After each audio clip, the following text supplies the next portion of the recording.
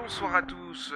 On se retrouve pour le dernier événement de cette année 2020, la MFT Cup, qui organise donc, comme vous avez pu le suivre ces derniers temps, le dernier événement de cette MFT Cup, la Motor Formula Team, qui organise un dernier événement de cette année 2020. Je retrouve de nouveau avec moi au commentary Ludovic Peset, l'organisateur et le responsable de cette MFT Cup. Bienvenue à toi et bonsoir à toi. Bonsoir à toi Florian. Allez, on va faire rapidement la petite présentation de ce circuit, la présentation des pilotes également avant de lancer ces séances de qualification. On est donc aujourd'hui sur le circuit belge de Spa-Francorchamps, un circuit très très connu des amateurs de sport automobile. On a également le petit format de cette MFT Cup, de cette finale MFT Cup. On aura donc deux lobbies ce soir. Un premier lobby avec donc une première qualification puis une première course, où d'ailleurs les 7 premiers de chaque lobby seront qualifiés pour la finale qui se déroulera également tout à l'heure. Ensuite, on passera donc à ce deuxième lobby de qualification, puis sur cette finale. Dans ce premier lobby, on va retrouver déjà 14 premiers pilotes qui vont se batailler pour justement faire partie de ces 7 premiers qualifiés. On a donc Sweet Planton qui sera ce soir au volant de l'Audi R8 que nous avons d'ailleurs à l'écran avec une très très belle livrée verte et bleue. On va retrouver également Rudy Emeru qui sera lui au volant de la Dodge Viper. On rappelle également que tous les pilotes sont dans la catégorie GR3, une catégorie qui s'apparente au GT3 en réel. On va retrouver AKC également, un pilote que l'on découvre d'ailleurs sur les événements MFT, puisqu'on ne l'avait pas vu sur les derniers événements. Il sera ce soir au volant de la Jaguar GR3. On retrouvera The Dad également qui sera lui au volant de la Mercedes AMG GT3. On va retrouver Christopher Welch, un habitué des événements. Christopher Welch au volant lui aussi d'une Mercedes AMG GT3. On va retrouver Torque à son tour au volant d'une Toyota Supra GT3. Matt Peset, le frère d'ailleurs de notre organisateur et co-commentateur ce soir, au volant de la Mercedes AMG GT3 avec une très très très belle livrée bleu et noir aux couleurs de la Motor Formula Team. On va retrouver Vibes qui sera lui aussi au volant d'une Mercedes AMG GT3, et on va retrouver également Jonathan Silver qui sort des stands à l'instant au volant de la BMW M6 Valkenhorst. On va retrouver également Thilo qui sera lui aussi au volant d'une BMW M6 GT3 Valkenhorst, et on va retrouver le vainqueur de ces derniers événements que l'on ne présente plus, Speed Hunter de la GTMX au volant lui aussi de la BMW M6 Valkenhorst. Voilà pour les 14 pilotes présents qui seront en lice dans ce premier lobby de qualification. Mais avant de passer à ces qualifications, eh bien, on a un petit message également d'un pilote réel, un pilote qui roule dans la catégorie LMP2, pilote réel, on le rappelle, qui a été champion ELMS en 2019 dans la catégorie LMP2, on rappelle. C'est Paul Louchatin qui nous offre ses vœux de fin d'année, ses vœux de fin d'année, et puis également Paul Louchatin qui nous offre un tour de démonstration sur ce circuit de Spa-Francorchamps au volant d'une LMP1 cette fois-ci, puisqu'il n'y a pas d'LMP2 sur Gran Turismo Sport, mais il nous offre donc ce tour en LMP1, et on se retrouve juste après cette petite vidéo pour le début de ces qualifications. A tout de suite. Salut à tous, c'est Paul Louchatin. Écoutez, je suis pilote pour Idel Sport Racing. On fait le championnat d'Europe ELMS. On a été champion d'Europe en 2019. On fait aussi les 24 heures du Mans. On a fait la pole position en 2018 et on a fait aussi 5e en LMP2. Écoutez, j'espère que en tout cas vous allez tous bien. Vous allez découvrir rapidement un tour avec moi sur les circuits de Spa-Francorchamps. Vous allez voir, vous le savez, j'en suis sûr, c'est un des circuits les plus mythiques qu'on peut avoir en sport automobile. En tout cas, voilà. Je voulais féliciter tous les jeunes Mauriciens qui participent à la course Et en tout cas, je vous souhaite, j'espère pouvoir vous rejoindre rapidement sur une course et je vous souhaite surtout de belles fêtes de fin d'année. À bientôt.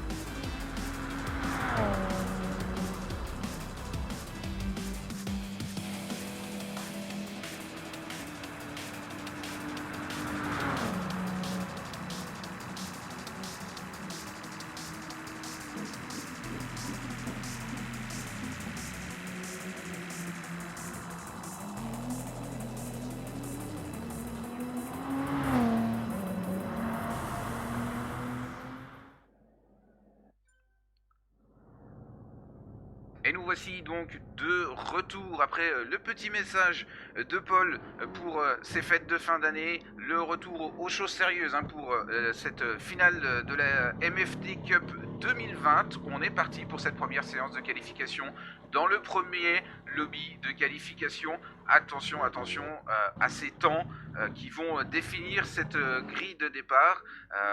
On a tous nos premiers pilotes qui rentrent en piste.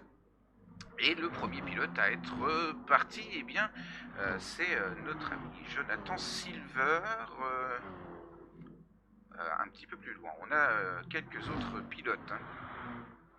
Voilà, et c'est notre ami Thilo sur la BMW M6 Valkenhorst qui est parti sur ce tour de sortie descente, qui ne comptera pas, bien évidemment. Quelques tours seulement, des qualifications assez courtes. On sait que sur ce circuit de Spa-Francorchamps, on tourne au-delà des 2 minutes. Ça va laisser Exactement. très peu de chance à tous les pilotes pour effectuer un tour rapide.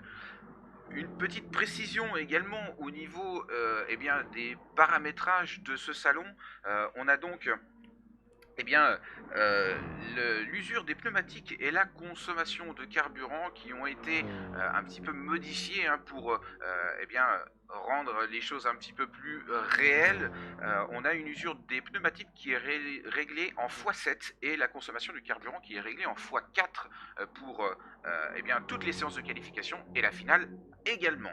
Une finale d'ailleurs où on aura des qualifications un petit peu plus longues et une course un petit peu plus longue également. Exactement, et comme tu le disais, pour cette qualification, pour les lobbies de qualification, on aura seulement 7 minutes, donc ce qui fera à peu près 3 tours pour les meilleurs. Donc la pression va s'installer et va être là pour tous les participants. Ça va être un nouveau challenge pour eux de sortir un bon temps très rapidement et puis se préparer sur cette course de 3 tours qualificatifs pour la finale. Oui, exactement. Exactement. La pression d'ailleurs qui va monter petit à petit et la pression, ça y est, on y est. Thilo qui va lancer son premier tour qualificatif. on est parti, le chrono des qualifications officiellement lancé par Thilo. On a Zedad, qui lance également son premier tour rapide comme la plupart des pilotes, encore quelques derniers pilotes qui n'ont pas encore franchi la dernière chicane.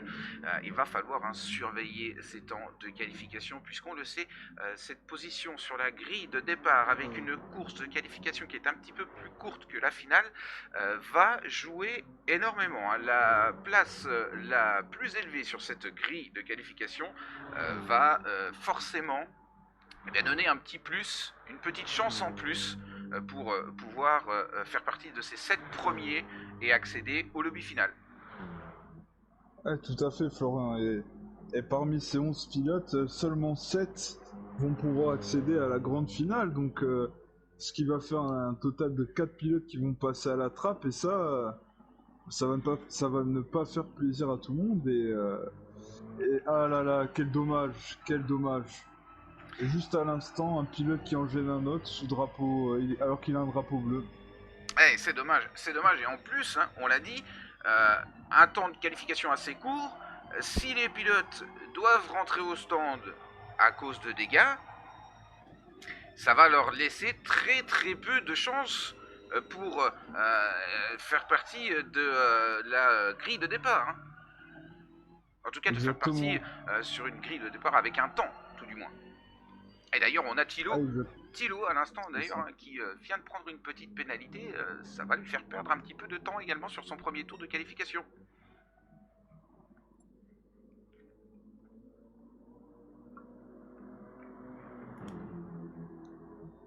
Et comme tu le mentionnais, la direction de course qui vient de mettre un petit message de rappel par rapport au drapeau bleu parce qu'on a très peu de tours et c'est inutile de gêner les concurrents lors de cette qualification car de toute façon ceux qui se ratent pourront se rattraper dans la course. Oui, tout à fait.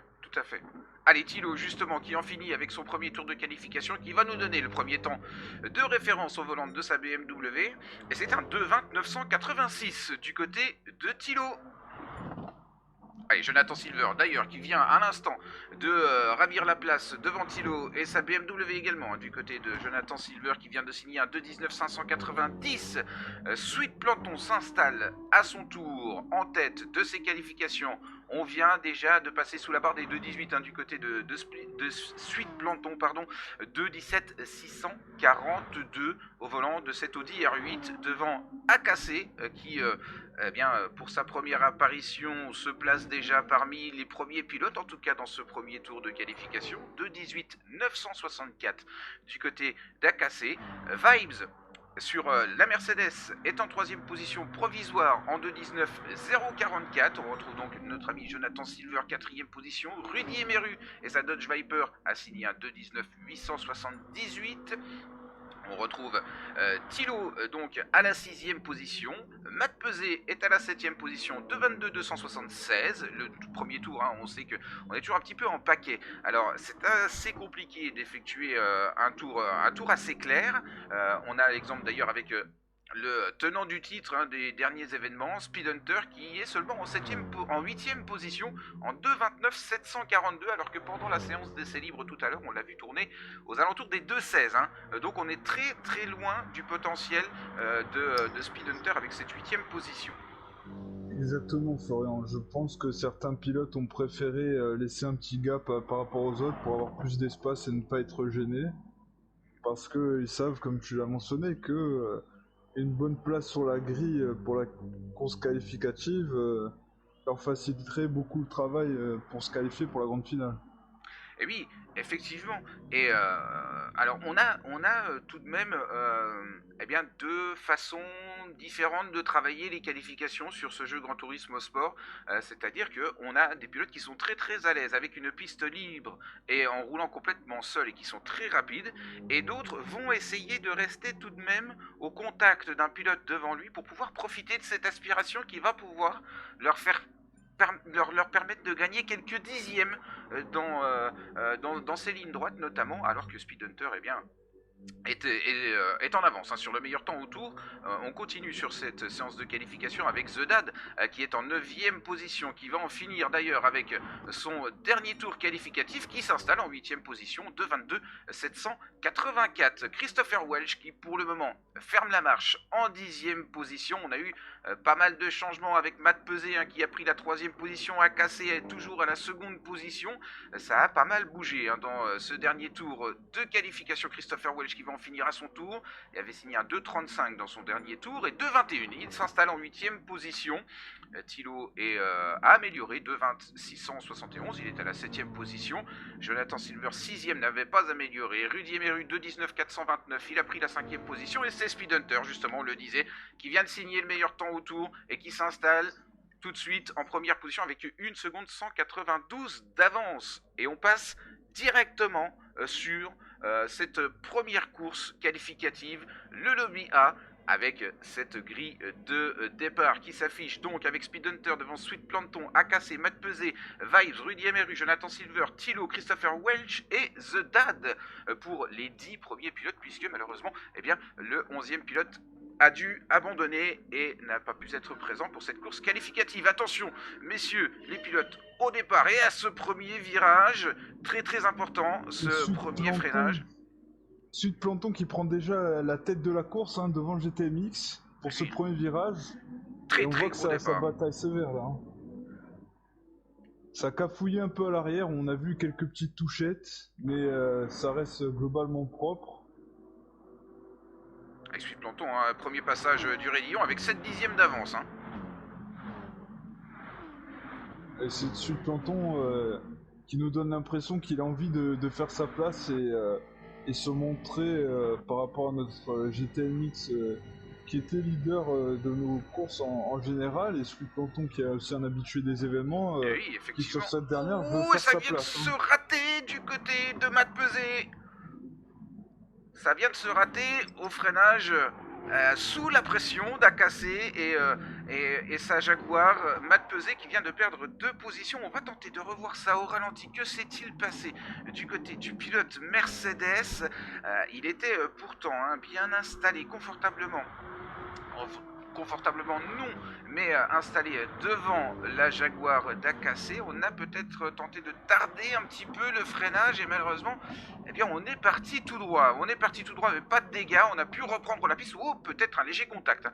Justement, avec le retour en piste de Matt Pesé, ça a joué des coudes, notamment directement derrière. Mais tout est rentré dans l'ordre, qui est redescendu à la 6e position. Et comme tu le disais, Florian, là... Leur place est cher payée parce que il y aura que 7 places pour la finale et on voit que ça bataille, tout le monde se tient à quelques dixièmes et ils ont envie d'être dans ce top 7 pour accéder à la grande finale. Et là on voit déjà qu'il y a un écart qui se creuse entre le premier et deuxième Sweet Planton qui se suivent à 2 dixièmes et on est en caméra embarquée justement. Le troisième. On est en caméra embarquée justement avec Speed Hunter qui eh bien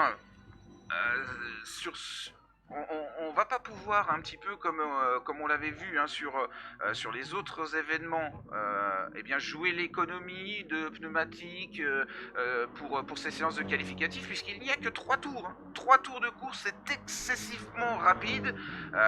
C'est une course sprint, vraiment, donc il faut tout de suite être très performant.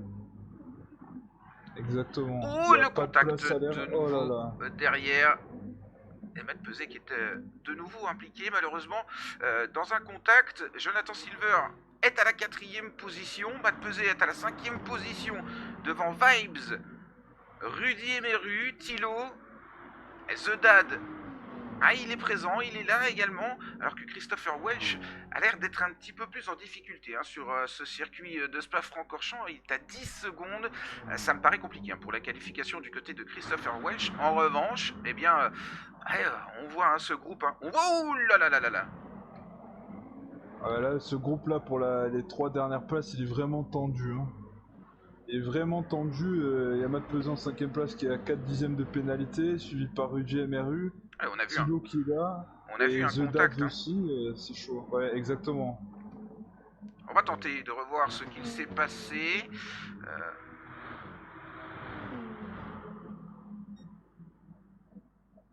Ah, et je pense que c'est Rudy Emeru qui, eh bien, a envoyé au tapis Vibes. Ouais, il a envoyé au tapis Vibes. Ah, Et Vibes qui se retrouve hors du top 7 maintenant, à la 9ème position avec 7 secondes de retard. Ça semble être compliqué également du côté de Vibes, alors que, eh bien, on est à l'attaque du côté de The Dad qui tente de refaire son léger retard pour la dernière place qualificative. Thilo en 7ème position, The Dad 8ème. Il n'y a qu'une seconde 2 de retard, on l'a dit. L'aspiration qui peut être excessivement bénéfique dans ces lignes droites de Spa-Francorchamps, alors que, eh bien, Speed Hunter de la GTMX a repris la première position devant Sweet Plankton qui vient de se louper. Et suite à ce replay, la direction de course qui a donné un petit sermon à Rudy Emeru.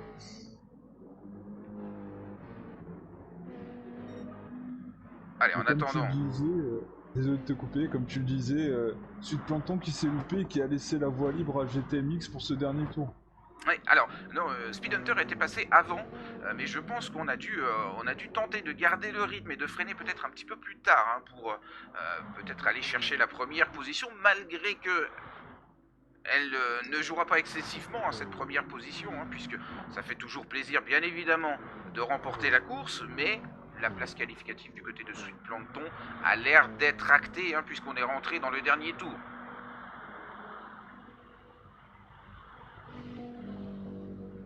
Et c'est Thilo qui, pour le moment, occupe cette 7ème et dernière place qualificative.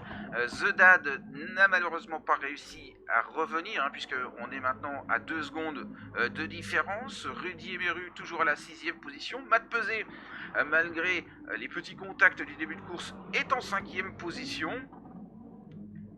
Et la bataille entre Rudy Emeru et Thilo, avec Rudy Emeru qui s'était peut-être un petit peu manqué sur le freinage.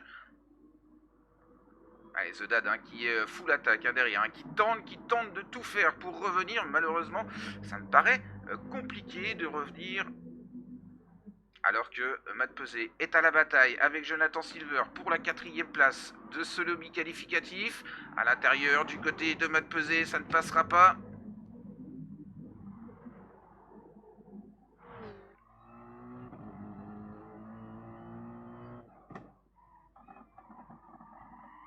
Et Jonathan Silver qui met des coups de portière, on peut le voir.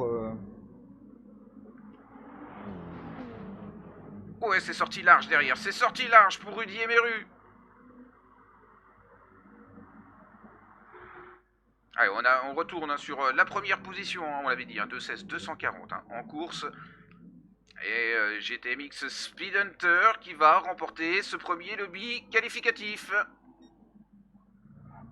Et Sweet Plankton également qui en finit, attention, 2 dixièmes de pénalité.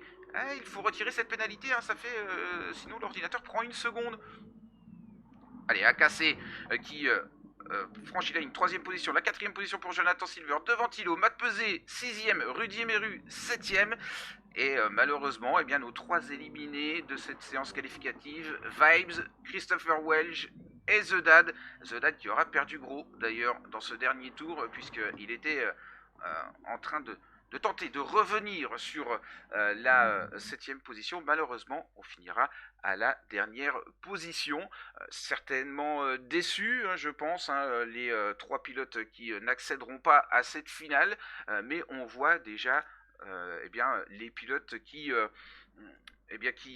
se démarquent par rapport à d'autres pilotes. Et puis, eh bien, nous, on va très rapidement, après le petit spot publicitaire, se retrouver pour la 2ème course qualificative qui nous emmènera tout doucement sur cette finale 2020 de la MFT Cup.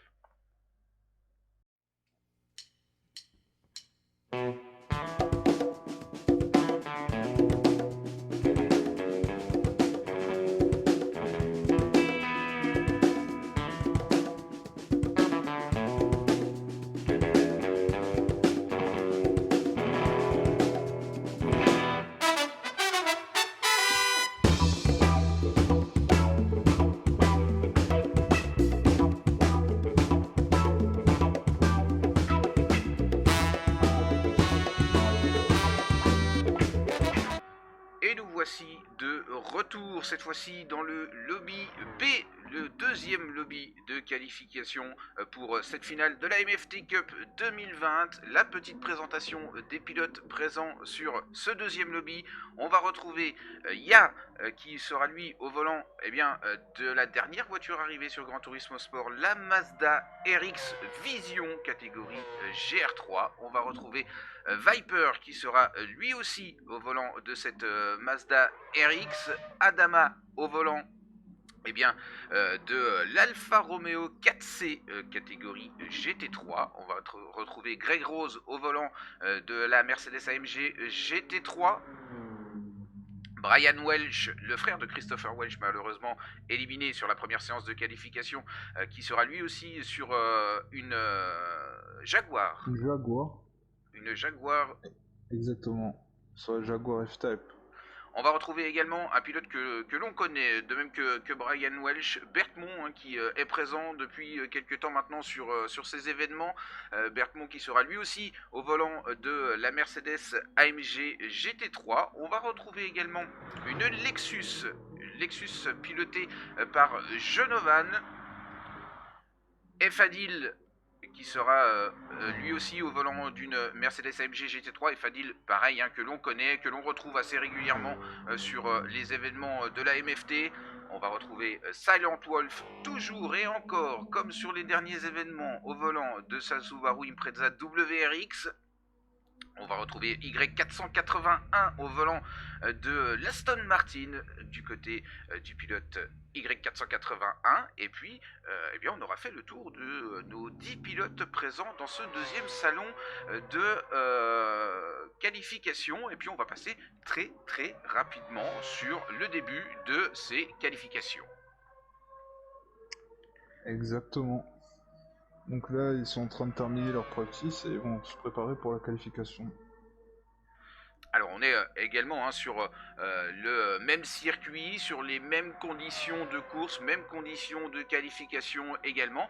À noter que il y a eu une petite remontrance de la part de l'organisation suite au contact que nous avons pu voir sur le premier lobby de qualification. Donc messieurs les pilotes, attention, malgré que nous soyons sur un jeu, il faut prendre les choses quand même avec un minimum de sérieux et rouler dans les meilleures conditions possibles. Exactement, sachant qu'en plus, il y a quelques pilotes qui ont des problèmes techniques, notamment Matt Pesé, Matt qui a eu des problèmes en fait avec sa pédale de frein, tous les contacts avec les autres pilotes, et on voit que les pilotes à l'arrière en fait ils ont eu un contact et on a revisionné ça en replay, et en fait la commission de course est en train d'étudier le cas pour savoir qui va être le dernier qualifié. Ouais, donc la dernière place qualificative dans le lobby A n'est pas forcément encore jouée.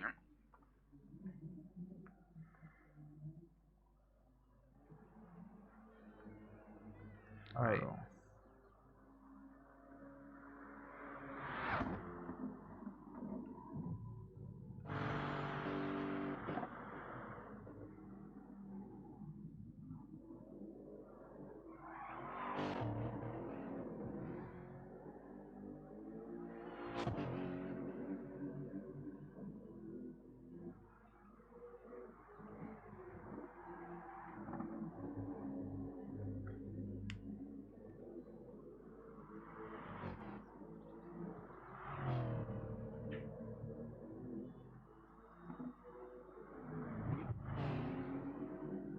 Allez, les derniers tours de roue pour l'échauffement avant cette séance de qualification. On rappelle des séances de qualification qui sont assez courtes, 3 tours seulement pour cette séance de qualification, 3 tours de course également seulement. Donc on rappelle l'importance de cette séance de qualification, on rappelle l'importance également de ne pas se gêner les uns les autres sur ces séances qualificatives pour que chacun ait sa chance de partir au plus haut sur cette grille de départ, puisque 3 tours, on l'a vu sur le premier lobby, c'est assez rapide Et eh bien, seulement les 7 premiers pilotes seront qualifiés pour cette finale que nous suivrons également tout à l'heure en direct de ce circuit belge de Spa-Francorchamps, un circuit mondialement connu, notamment pour eh bien, la Formule 1, pour ses courses d'endurance, notamment les 24 heures les Total 24 heures de Spa-Francorchamps, mais ce circuit de Spa-Francorchamps qui accueille, je ne sais pas si tu le savais, Ludo, qui accueille eh bien, la course d'endurance la plus longue au monde. Ouais, exactement. J'avais déjà entendu parler de ça et c'est vraiment incroyable. Ouais. C'est une course qui dure 25 heures et elle se déroule sur ce circuit de Spa-Francorchamps dans la catégorie VW Fun Cup. Ce sont des petites voitures avec une coque de Volkswagen Beetle. Oui, de Volkswagen Beetle, Ouais, exact, enfin la l'ancienne coccinelle. version Ouais. coccinelle, voilà, merci. La course dure 25 heures et c'est la course la plus longue au monde sur ce circuit belge de Spa-Francorchamps. Donc la qualif va démarrer. Tous les pilotes sont prêts, ils viennent de confirmer. Et la qualif est lancée. Allez, on est donc parti pour cette séance de qualification. Messieurs les pilotes du lobby B qualificatif, bonne chance à tous. Et puis, eh bien, on va suivre avec attention ces qualifications. Qui sera le pilote qui partira en tête de cette deuxième course qualificative? On a déjà les premiers pilotes qui sortent des stands.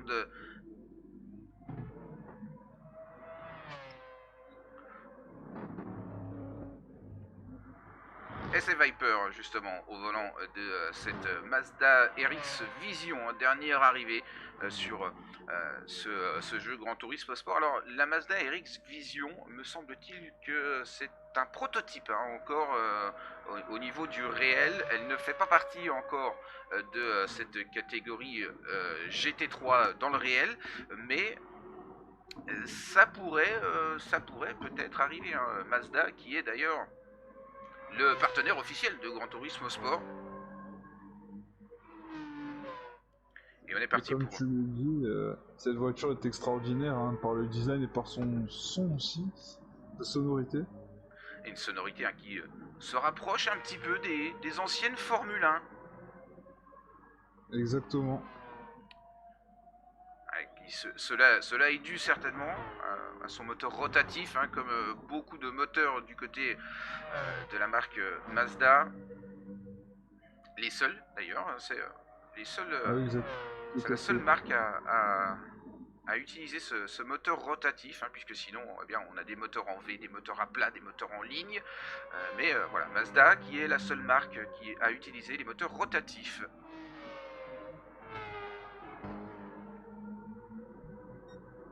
Et comme tu disais, on va découvrir ce que vaut cette Mazda sur ce circuit par rapport aux autres autos qu'on a l'habitude de voir, parce que entre les deux lobbies, on se rend compte qu'il y a quand même un beau contingent de Mercedes AMG. Oui. Et des Aston Martin aussi, pas mal de voitures à moteur avant en fait, si on regarde bien, Oui. notamment la Lexus. Et seuls quelques-uns, voire très peu, avec Adamas qui a l'Alpha et Sweet Planton avec le GR8 qui ont des autos à moteur arrière ou centrale arrière. Et étonnamment, on n'a pas vu de Porsche. On n'a pas vu de Ouais, Porsche sur les deux lobbies qualificatifs. Il y a eu de la BMW, il y a eu de la Mercedes, il y a de la Mazda, de la Lexus. Il y a un petit peu de tout. C'est vrai que c'est assez varié, mais pas eu de Porsche. C'est assez étonnant, puisque on sait que Porsche est quand même une des voitures qui est la plus performante sur ce Gran Turismo Sport. Peut-être un petit peu moins suite aux dernières mises à jour.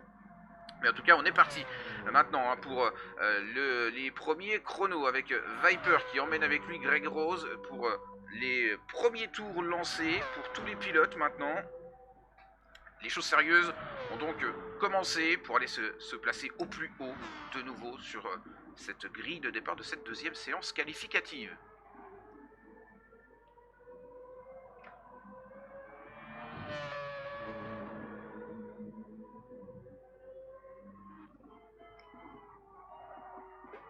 Et On est dans l'habitacle justement de cette Mazda avec Viper qui ouvre la piste et qui à la fin de ce tour nous donnera un premier temps de référence.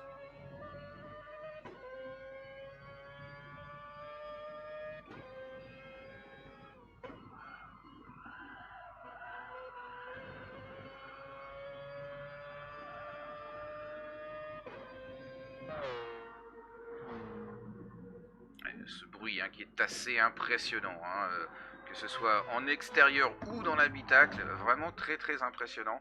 Cette Mazda également que je découvre, puisque voilà, je participe à beaucoup d'événements, beaucoup de retransmissions, et c'est la première fois que je vois des pilotes utiliser cette Mazda.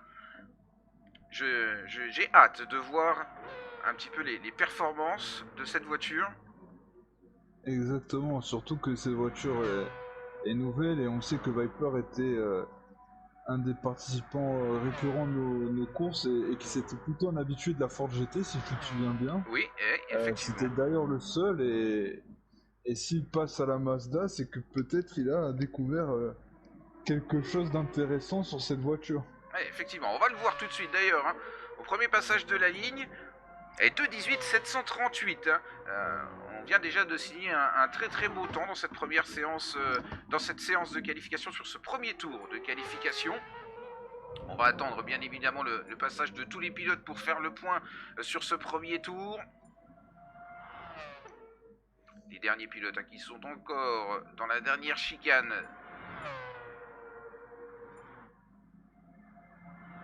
Et voilà, c'est Silent Wolf, de nouveau, que l'on retrouve une nouvelle fois très rapide. Le pilote au volant de sa Subaru Impreza WRX qui vient de signer un 2.18 557 devant Viper et sa Mazda, 2.18 738. On va retrouver Ya et la deuxième Mazda, la preuve que cette voiture est assez performante, puisque les deux Mazda sont pour le moment dans le top 3 de cette séance qualificative, de 18 799, alors qu'on a vu justement ce petit bandeau violet qui s'est affiché, synonyme qu'il est en avance sur le meilleur temps au tour. Pilote Ya sur cette Mazda. À la 4e position, on va retrouver Efadil au volant de la Mercedes en 2.19 253, devant Brian Welch et sa Jaguar 2.19 446, Greg Rose et la Mercedes en 2.19 770, Adama est en 7e position sur l'Alfa Romeo 4C 2.19 882. On va retrouver Y481 sur l'Aston Martin à la 8e position en 2.20 257. Berthmont est à la 9e position. Berthmont, également un pilote que l'on retrouve depuis quelques temps sur les événements MFT, en 2.21 128 au volant de la Mercedes. Et en 10e position, c'est Jonovan sur la Lexus qui ferme la marche de cette grille de départ provisoire, en tout cas en 2.22 968.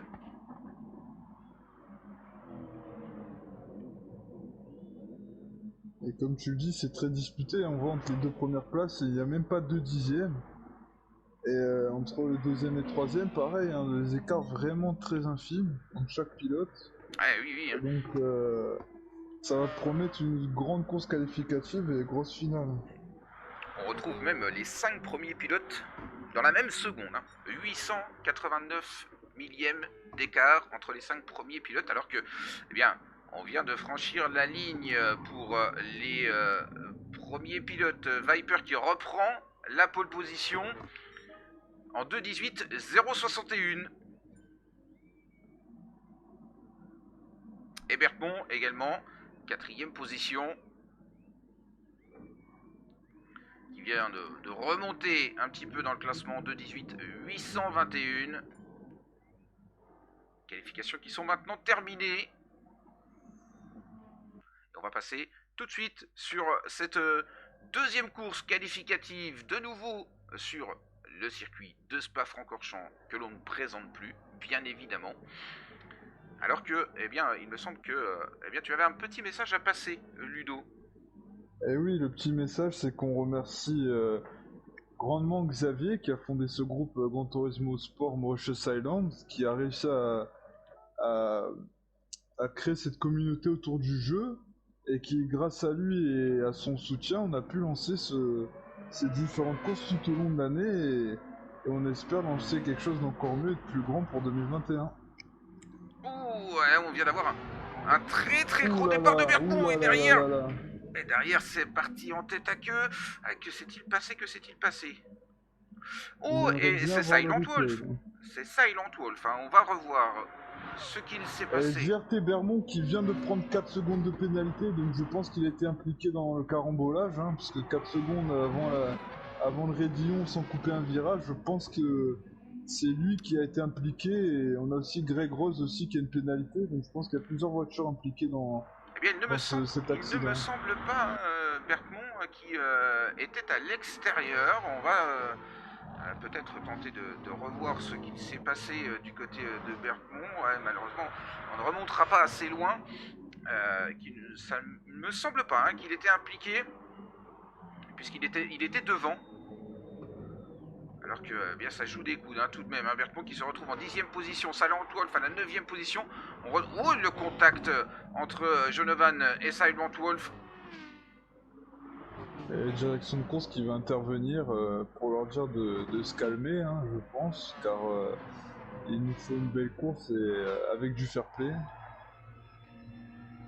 Allez, on est avec Adama et son Alfa Romeo 4C qui est à la poursuite de la Mercedes de Greg Rose. On retrouve Ya.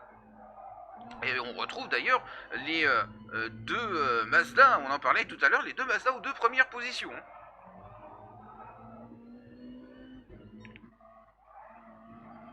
Tout à fait, hein, c'est une bonne surprise, comme tu le disais. C'est Mazda qui pointe en tête de la course. Hein, surtout Viper qui commence à se détacher avec ses 2 secondes d'avance sur le reste de la troupe. Mais après, les places qualificatives jusqu'à la 7ème place, elles sont toujours pas jouées. Et on revient dans un scénario un peu comme dans le Lobby A où ça se bataille par groupe de 3 voitures à chaque fois pour entrer dans cette finale. Hein. Oui, alors du coup, le petit accrochage hein, qu'il y a eu sur ce premier virage a peut-être fait les affaires de Viper, hein, du coup, hein, d'où ces 2 secondes, hein, puisque on a l'air d'être sensiblement sur le même rythme un petit peu hein, pour tous les pilotes, mais c'est vrai que effectivement, hein, comme tu le disais, à partir de la seconde position, et ça jusqu'à la 7ème position, c'est absolument pas joué. On a des groupes de 2-3 pilotes, il peut se passer encore beaucoup de choses. On est rentré dans le 2e tour. Oh Greg Rose Ouh là là, Greg Rose qui tape le rail à la montée du Raidillon. Et voilà, on avait dit, hein, il peut se passer encore énormément de choses. Regardez tous les pilotes qui passent, ils se retrouvent en 10e position. On va revoir au ralenti ce qu'il s'est passé du côté de Greg Rose. C'était à la sortie du Raidillon. Hein. On est en caméra embarquée justement sur ce replay à la sortie du Raidillon qui a perdu l'arrière au passage du vibreur. Ah, quel dommage. Mais comme tu disais, sur le circuit mythique de Spa-Francorchamps, la moindre erreur se paie cash, hein, surtout quand on a très peu de tours. Donc on n'a pas le temps de se refaire, hein, à moins de vraiment se cracher dans les mains, comme dit l'expression, et d'essayer de tout donner pour remonter, mais c'est très compliqué. Eh oui, effectivement. Et on a un pilote hein, d'ailleurs qui a profité justement d'un petit peu toutes ces échauffourées. Eh bien, c'est IA 481 qui partait un petit peu plus loin sur la grille de départ et qui est à la bataille avec Efadil pour 4e et 5e position. Bergmont également qui vient de remonter à la 6e position. On vient de rentrer dans les places qualificatives du côté du pilote Bergmont qui est en avance d'ailleurs sur le meilleur temps au tour. Dans ce second tour, Silent Wolf ferme la marche de ses places qualificatives à la 7e position qui effectue également son retour. Hein, Silent Wolf qui partait dans les premiers, qui partait premier même, me semble-t-il, premier ou deuxième. Silent Wolf qui se retrouve à la 7e position après eh bien, un gros tête à queue dans le premier virage. Brian Welch est en 8e position, on est à 3 secondes. Ça me paraît peut-être un petit peu compliqué du côté bien de Brian Welch et des pilotes suivants, puisque bien, on va rentrer dans le dernier tour hein, maintenant. Tout à fait, on rentre dans le dernier tour et ça ne lâche rien, ça se bataille sévère. Et ce qui est incroyable, c'est que on peut les appeler comme ça, hein, les prétendants et ceux qui sont habitués à être favoris, GRT Bermond et Silent Wolf, ne sont que 6e et 7e. Et oui. et IA et Viper 414 ont sorti leur épingle du jeu. Ça se bataille toujours entre ces deux Mazda, hein, une seconde d'écart. Adamas qui est avec son Alpha fait son bonhomme de chemin, mais qui est toujours proche des deux premiers, hein, rien n'est joué. Comme on l'a Effectivement. vu avec les erreurs, tout peut arriver. Puis derrière, On a une 4, 5, énorme, 6, 7, on a une c'est énorme hyper bataille, hein. regroupé. Énorme bataille entre Exactement. Y480 et Fadil et Bertmont qui du coup eh bien, vient recoller Silent Wolf également, hein. On a une bataille ici entre 4 pilotes, hein. Et on a l'impression que Y481 fait le bouchon, fait le bouchon sur les autres, hein. Il fait le bouchon sur les autres et du coup ça bataille sévère, hein. Il n'y a pas de pitié. Pas de pitié, on essaie d'avoir cette septième et dernière place qualificative et Silent Wolf qui vient de passer sur Bermond Ouais. et ne se lâche pas, hein. Là il n'y a pas de pitié entre ces deux-là, hein. Et Y480 qui faisait peut-être un petit peu le bouchon mais qui a repris de nouveau la 4ème position devant Fadil. Exactement. Et en plus il nous reste que quelques virages et quelques secondes avant le drapeau à damier, donc nous allons voir quelle est la surprise. Ah, c'est très très proche, hein, Silent Wolf hein, qui est dans les échappements de la Mercedes d'Efadil. Et ça va tenter certainement au dernier freinage. Le dernier freinage, je pense que on espère ne pas avoir du grabuge, mais ça risque d'être chaud. Allez, on est à l'intérieur du côté de Silent Wolf, et donc il va se raviser, bien évidemment. Allez, la première position du coup, bien c'est pour Viper. Et sa Mazda, Adama en seconde position, IA est à la 3ème position, Silent Wolf qui... IA qui va retomber à la 6ème position, qui n'avait pas soldé sa pénalité. Ah là là, Non, quel pardon, dommage. pardon, IA qui est bien en 3ème position, Silent Wolf 4ème, Bertmont 5ème, c'est Y481 qui est à la 6ème position, Fadil 7ème, qui sera donc le dernier qualifié de ce salon B. On va retrouver Brian Welch, Donovan et Greg Rose 8ème, 9ème et 10ème qui seront malheureusement les pilotes à ne pas rejoindre cette finale, malheureusement, avec une victoire d'une Mazda, une victoire de Viper que l'on va retrouver dans quelques instants après bien de nouveau un petit spot publicitaire et on se retrouve rapidement dans ce nouveau lobby, la finale MFT Cup 2020. C'est dans quelques instants. À tout de suite.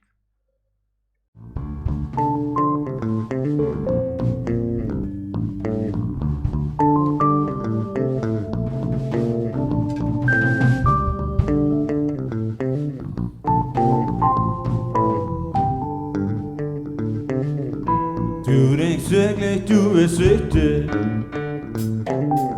wirklich wichtiger als ich. Denkst du wirklich, du bist wichtig? Vielleicht doch, vielleicht auch nicht.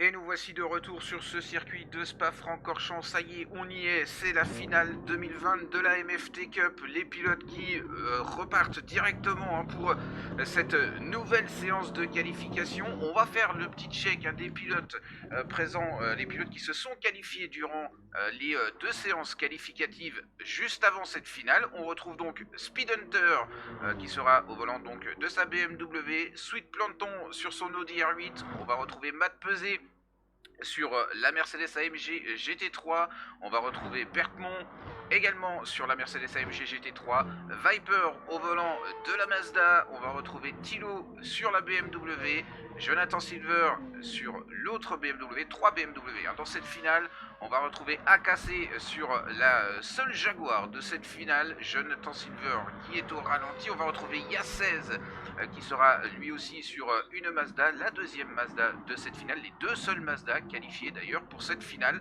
On va retrouver Adama au volant de l'Alfa Romeo 4C, Rudy Emeru au volant de la Dodge Viper, Y481 au volant de l'Aston Martin, Fadil au volant lui aussi d'une Mercedes AMG GT3, Thilo au volant donc de la BMW et Silent Wolf au volant de son habituel Subaru WRX. Et oui, et pour cette finale, comme tu le disais, par rapport au premier lobby où il y avait seulement 7 minutes de qualification, on a 10 minutes de qualification, donc un peu plus de temps, et c'est pour ça qu'on voit que les pilotes sont réfléchis et laissent un gap entre eux pour ne pas être gênés. Effectivement, pour éviter de revoir un petit peu les gènes qu'on avait vus, notamment sur le premier lobby de qualification, ça ne devrait pas arriver et puis on aura un petit peu plus de temps pour chaque pilote pour se qualifier. Également, un format un petit peu différent au niveau de la course, puisque on aura une course un petit peu plus longue. Une course qui va faire approximativement 16 tours et puis on aura également un pit stop obligatoire avec l'obligation pour chaque pilote de passer au moins une fois les gommes les plus dures, à savoir les pneus hard disponibles sur ce jeu Grand Tourisme Sport. Pour le moment dans cette séance de qualification on le voit, la majorité, la totalité même des pilotes ont fait le choix de partir en tendre puisque effectivement avec des gommes tendres on est bien plus rapide, on a beaucoup plus de grip. Mais peut-être qu'on aura des pilotes qui écourteront un petit peu leur séance de qualification pour peut-être partir avec des pneus médium ou des pneus hard. On verra, il y aura un petit peu plus de piment dans cette finale avec des stratégies et on verra une bataille aussi bien au niveau des pit stops que sur la piste. Totalement. Et ça va rabattre les cartes un peu, je pense, et on va voir qui, non seulement ça va pas être une question de vitesse et de qui est le pilote le plus rapide, mais cette fois-ci, ça va être une question de qui va être le pilote qui a la meilleure stratégie, qui est le meilleur stratégiste et qui a plutôt cet esprit de pilote d'endurance où il faut savoir gérer ses pneus, son carburant pour aller au bout avec la première place. Oui, effectivement, ce sera une course de gestion également. Alors également, à la fin de cette séance de qualification, on est parti d'ailleurs dans ce premier tour chronométré. À la fin de cette séance de qualification, on aura la présentation de cette grille de départ en vidéo, avec la présentation également pour lutter un petit peu contre la discrimination de nos sim racers et de l'e-sport en général, puisque effectivement ça a bien évolué du côté de l'e-sport et du côté des jeux, que ce soit sur PC ou sur console. Ce n'est plus le geek enfermé au fond de sa chambre qui passe son temps devant son écran. Donc on aura la présentation de certains pilotes également sur cette grille de départ avec leur profession, avec vous pourrez également mettre un visage un petit peu sur les pseudos PSN de ces pilotes. Voilà, on vous fera une petite présentation en vidéo à la fin de cette séance de qualification.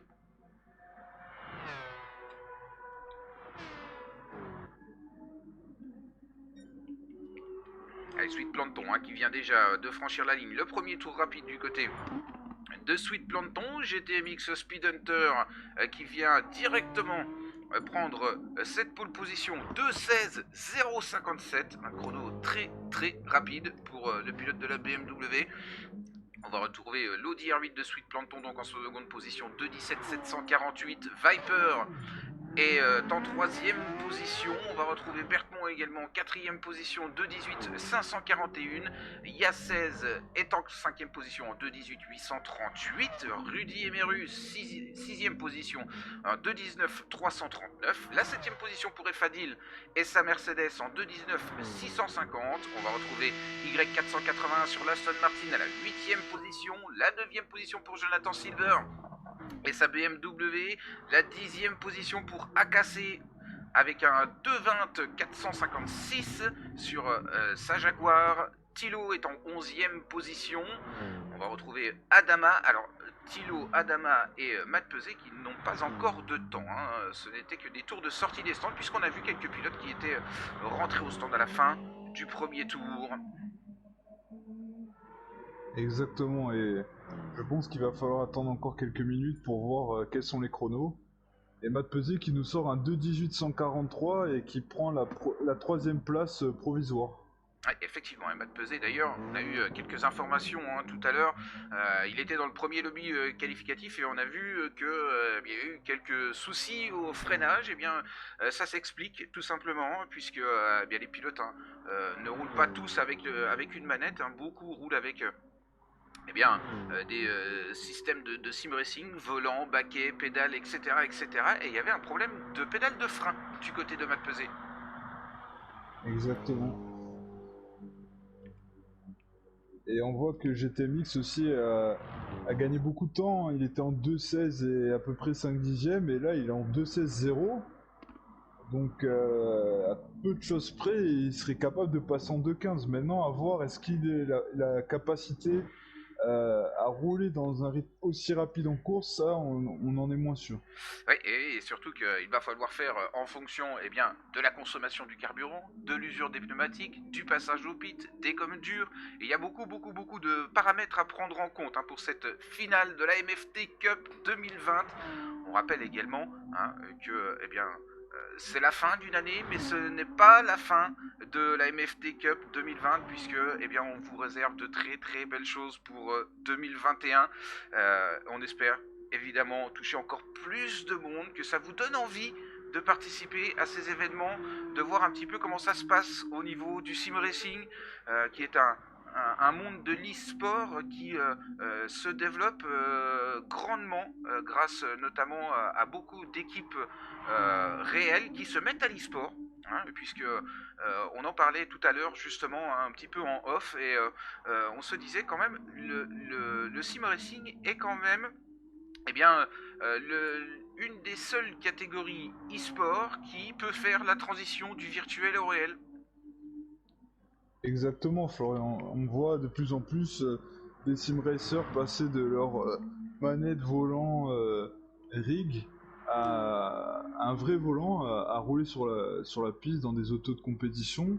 Et l'inverse est aussi vrai, surtout dans cette période de Covid où beaucoup de pilotes n'ont eu que pour seul moyen de pratiquer le sim racing pour continuer à s'entraîner. Oui, effectivement. Et ça permet également à beaucoup d'équipes professionnelles, d'équipes réelles, de découvrir aussi de nouveaux talents grâce au sim racing. Et c'est ce qui permet justement de faire cette transition du virtuel au réel.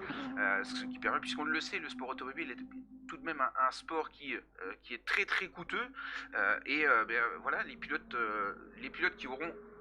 les gens qui ont envie d'être pilotes n'ont pas forcément tous les moyens, et passer par cet intermédiaire de l'e-sport et du sim racing est aussi un moyen, un tremplin peut-être pour aller faire du réel ou de venir un petit peu se frotter aux pilotes réels.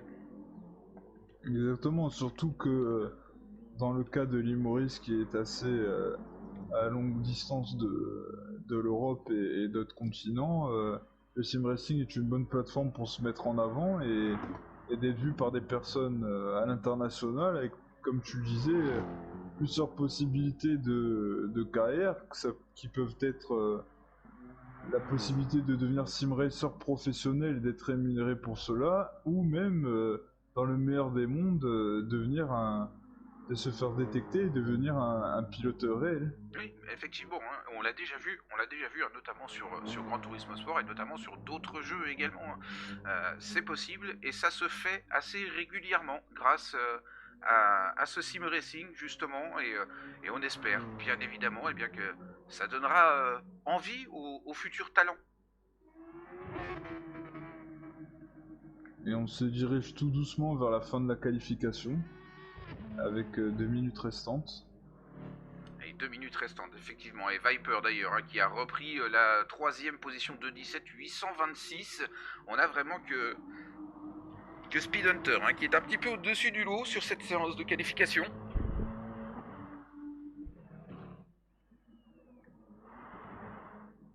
Alors pas d'arrêt au stand, pas de pilote au stand. Pour le moment, tous les pilotes sont en tendre. Ce qui voudrait probablement dire que tous les pilotes feront le choix des gommes tendres pour partir sur ce début de course. on va vraiment avoir une course très très très disputée. Totalement. Et là, je pense qu'on aura bientôt, tout le monde qui aura passé la ligne d'arrivée Et on a et je encore pense que cette Akase, fois-ci, on n'aura pas trop de problèmes. Akase dans son dernier tour, mais je ne pense pas qu'on améliorera, hein, puisqu'on peut le voir hein, ici en bas à gauche de l'écran, l'usure des pneumatiques d'Akase qui est bien entamée. Je ne pense pas qu'on pourra améliorer hein, du côté d'Akase, qui avait déjà un chrono en 2.20, 2.20 456, chrono déjà très rapide.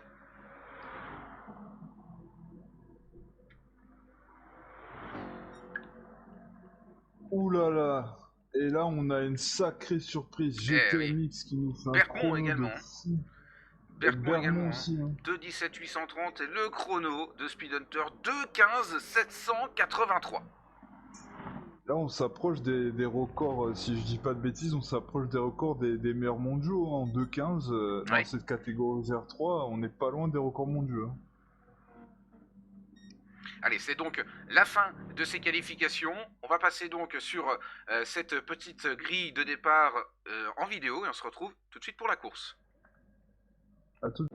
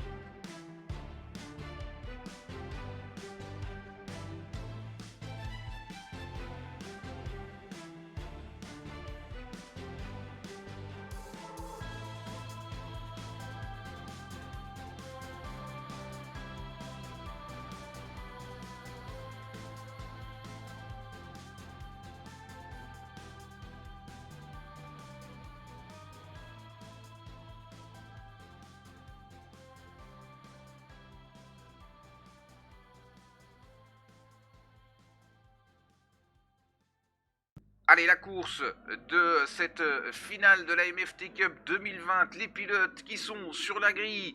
Vous avez pu voir donc en vidéo cette grille de départ. On va partir cette fois-ci pour une course un petit peu plus longue avec, eh bien, effectivement, ces arrêts au stand, ces choix de pneumatiques un petit peu différents pour tous les pilotes peut-être.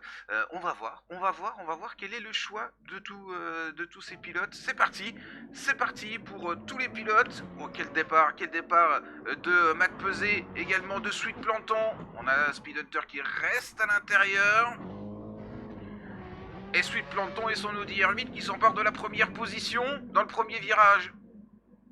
Il y a quelques contacts à l'arrière, hein, ça... il y a un petit train qui se forme, mais ils essaient quand même de prendre leur distance. Hein. Je pense que la direction de course a bien échangé avec les différents pilotes et a essayé de les calmer.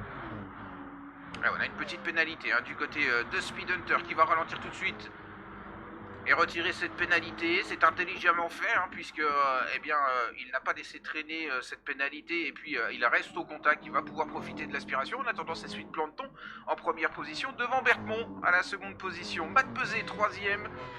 Fadil 4ème, Speed Hunter, après son retrait de la pénalité, est en 5ème position.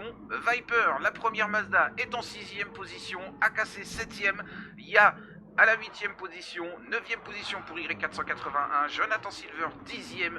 Rudy Emeru à la 11ème position. Silent Wolf 12ème. La 13ème position pour Adama. Et la 14ème position pour Thilo qui sort un petit peu large ici. Plus de peur que de mal, on est reparti. La course est longue, bien évidemment. Et on le voit, les choix de pneumatiques différents, puisque Thilo est parti en dur. Et oui, on y pensait, on en a parlé, effectivement, certains pilotes ont fait des paris, hein, ils ont fait des paris en partant avec des pneumatiques différents. Et on va voir si cela va payer. Hein. Pour le moment, on voit que c'est les deux derniers, hein, Adamas et Thilo, qui sont en dur. Tout le monde est en tendre. Et on va voir jusqu'à quel tour ils peuvent emmener leurs pneus. Oui, ça sort large du côté d'Y481. Un petit peu compliqué pour revenir sur la piste, attention!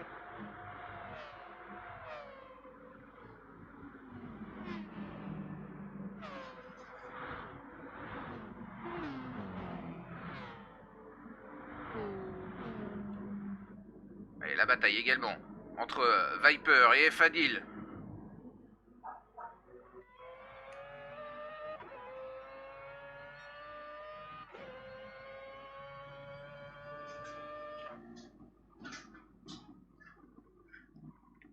Et à l'intérieur, hein, pour Viper qui reprend la 5e position. Et derrière, c'est la bataille également avec Ya, avec AKC. On a Silent Wolf également qui a repris une position.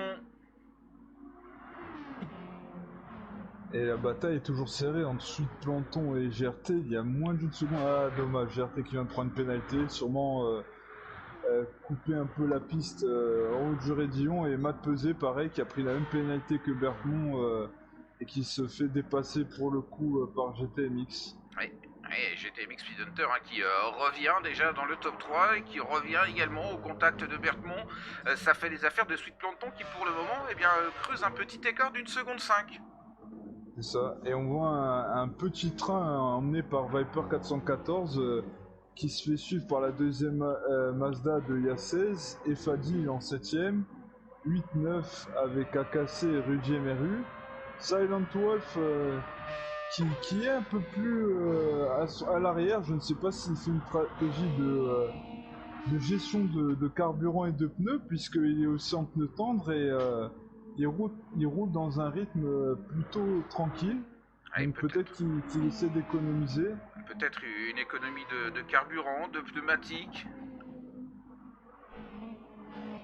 Et on voit que Bermond commence à perdre un peu de position. Je ne sais pas ce qui se passe, mais là il commence à avoir un gros combat entre Bermond, GTMX et Matt Pesé là. Ah oui, hein, ça bataille à 3. Bataille à 3 pour la seconde, 3e et 4e position. Et Matt Pesé qui vient de faire l'intérieur à l'instant sur la BMW de GTMX.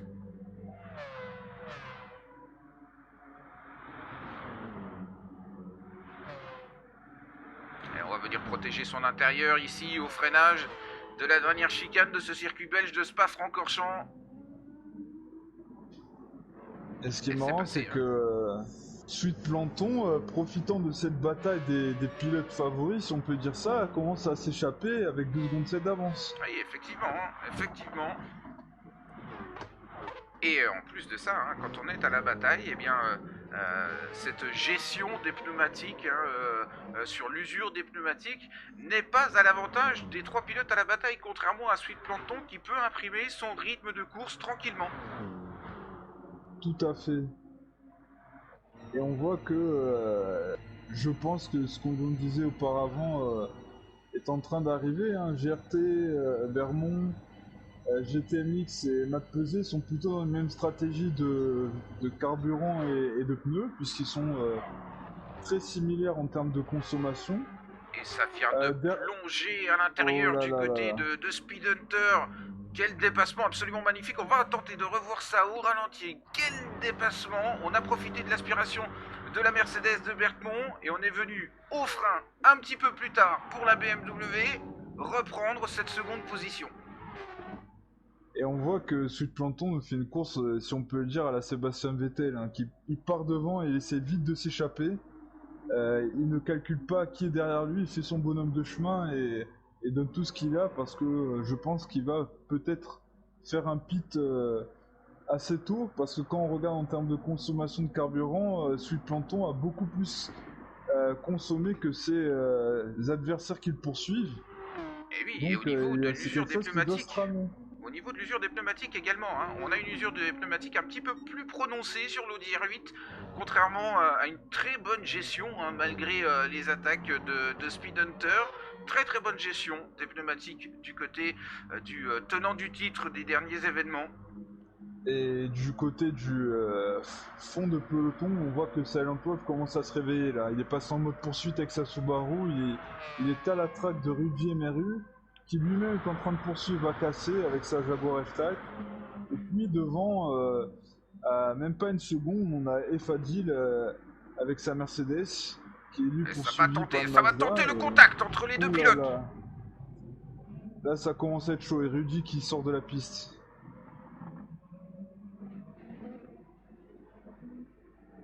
Je pense que ça serait l'occasion de regarder un petit replay. Ouais, le voici, le replay, justement. On est venu, malheureusement, freiner. On va tenter de revoir de nouveau ce qu'il s'est passé sur une autre vue. On est venu freiner ici un petit peu sur la bande d'herbe, ce qui a, renvoyé vers l'intérieur la Dodge Viper de Rudy qui est venu légèrement percuter Silent Wolf. Plus de peur que de mal pour les deux pilotes. Silent Wolf qui reprend la 9e position. Et on a oublié également de souligner le retour à la 4e position de Viper alors que Matt Pesé également vient de faire une sortie. Oui, on vient de voir Matt Pesé qui a totalement raté son virage et qui a perdu une position au profit de Viper 414. Et pendant ce temps-là, ce qu'on disait, Sweet Planton, son avance diminue. Lui qui avait près de 3 secondes, il est à 9 dixièmes maintenant sur GTMX. Ouais, on vient de revoir au ralenti justement l'erreur de Matt Pesé. Est-ce que les petits soucis de pédale de frein ne feraient pas la réapparition du côté du matériel de Matt Pesé? Ah, c'est pas impossible. Et la BMW de Speed Hunter, ça y est, on est au contact de Sweet Planton pour GTMX Speed Hunter. Et ça suit tout de même à 2 secondes 5 du côté de Bergmont sur un très bon rythme également. Le retour de Viper également sur la Mazda, 4e position. Oh, quel embardé du côté de Sweet Planton. On vient de se faire une grosse frayeur du côté du pilote de l'Audi R8. Et au même instant, GTMX, il lui ravit la première place.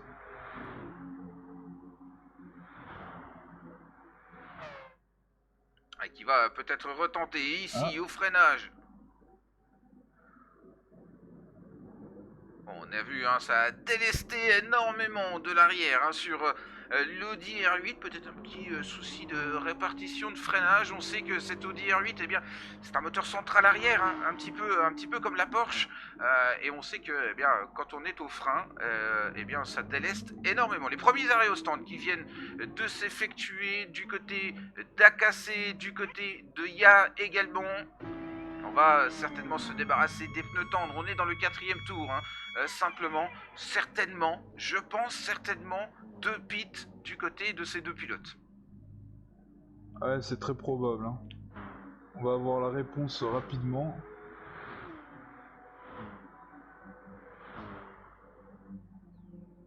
Et les écarts qui se creusent, on a toujours cette bataille tout de même entre Y481 et Rudy Emery qui revient avec sa Dodge Viper.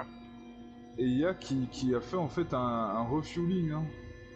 Ya qui a fait un refueling alors qu'Akasse a changé ses pneus. Et pas de changement de pneumatique du côté de Ya. On avait déjà une usure bien prononcée, ça risque d'être compliqué en fin de relais. Totalement. Et on voit que GTMX, voilà, il nous refait son scénario habituel, il est ravi la première place et là il tente d'échapper avec ses 2 secondes 4 d'avance sur Sweet Planton. Et Sweet Planton qui perd de l'avance puisque maintenant c'est GRT Bermond qui se présente à lui avec 1 seconde de retard. Viper 414 qui est en 4ème place mais qui a fait quand même un petit gap sur Matt Pesé, il a 3 secondes d'avance. Ouais, effectivement. Et Matt Pesé qui a lui-même 2 secondes d'avance sur Efadil qui est 6ème. Les écarts qui commencent à se creuser. Alors on l'avait dit, ça risquerait de jouer énormément l'usure des pneumatiques, la consommation de carburant. Ça risque de vraiment rabattre les cartes. Et on voit que en usure de pneus, GTMX gère plutôt pas mal, Sweet Planton a bien entamé ses pneus, Bermont aussi. Viper 414 qui est pas mal non plus en termes d'usure de pneus, Matt Pesé aussi. Efadil qui a bien mangé ses pneus, Silent Wolf qui nous fait une remontée. Ah oui. qui est remonté à la 7ème place, hein, qui est pas mal du tout. Rudy Emery, malgré ses petites embardées à l'extérieur de la piste, qui est revenu à la 8ème place, donc c'est très bien pour Rudy. Et Greg 480 qui ne lâche rien, Thilo pareil, hein, Thilo qu'il faut pas l'oublier était parti en pneu dur et toujours en pneu dur, donc qui sont une stratégie totalement différente des autres, tout comme Adamas, donc ces deux-là sont côte à côte et AKC qui les rejoint avec la même stratégie. Et d'ailleurs, Bergmont, qui vient de passer au stand et qui vient de chausser les pneus durs. Ah, on est au pit également du côté des Fadil, de Rudy Emeru et d'Y481. Alors, est-ce qu'on va... On refuel? Est-ce qu'on va rechanger les pneumatiques? On est reparti en dur du côté de Rudy. Et on est reparti en tendre du côté des Fadil. Et on vient de chausser les durs du côté d'Y480. Stratégie bien décalée entre tous les pilotes. Jonathan Silver, toujours en dur. Non, il n'était pas parti en dur, il a chaussé les durs, Jonathan Silver.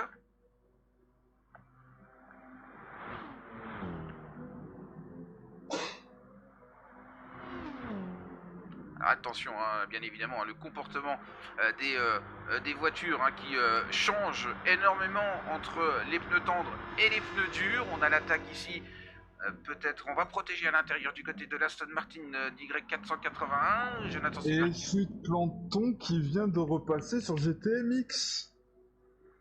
Et oui, que s'est-il passé? Là ça se bataille, hein, c'est très serré. Il se laisse tout de même de l'espace, hein, et il roule vraiment de façon très courtoise.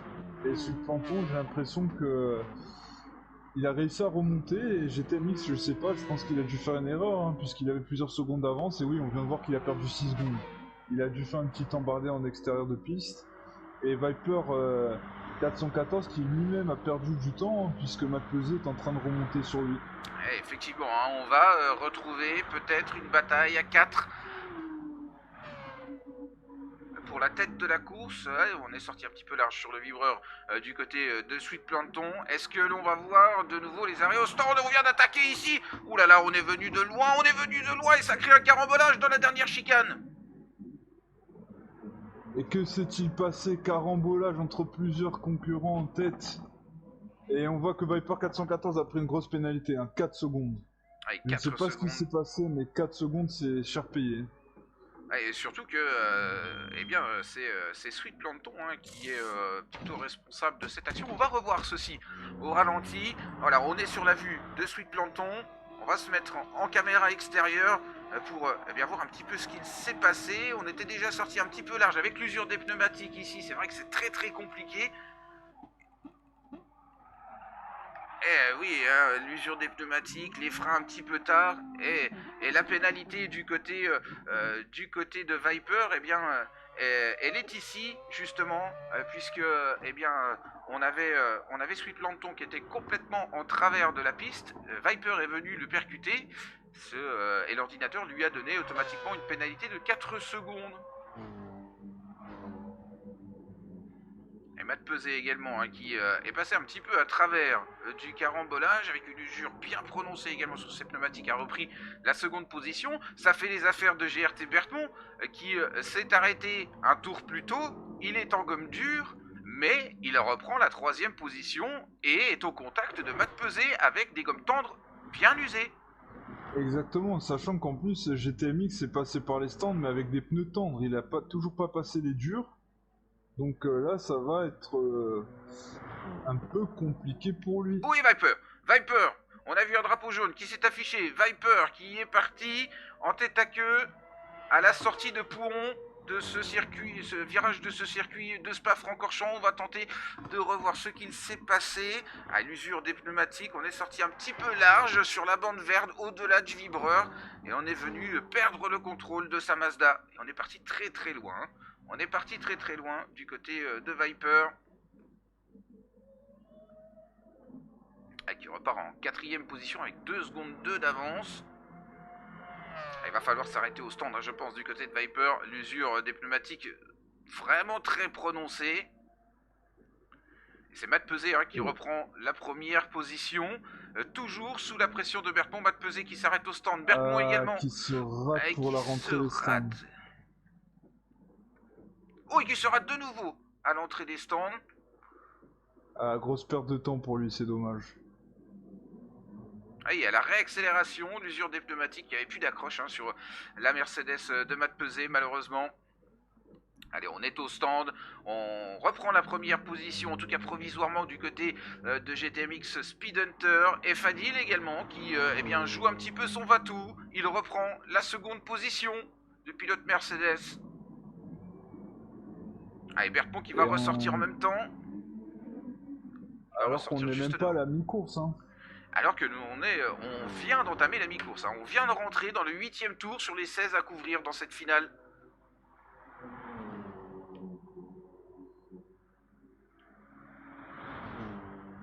Et on voit que GTMX est sur une stratégie décalée, mais est-ce que cela va payer? Parce que Bermond a été bien malin, il a tronqué son train de pneus durs pour repasser en temps, mais GTMX n'a toujours pas passé les durs. Et oui, effectivement, mais attention, attention puisque Berthmont est à la bataille avec Efadil. Efadil qui vient de reprendre la seconde position. On a vu que tout à l'heure, Berthmont avait été intelligent et s'était arrêté un tour avant. Il avait laissé se batailler tous les pilotes qui étaient avec lui.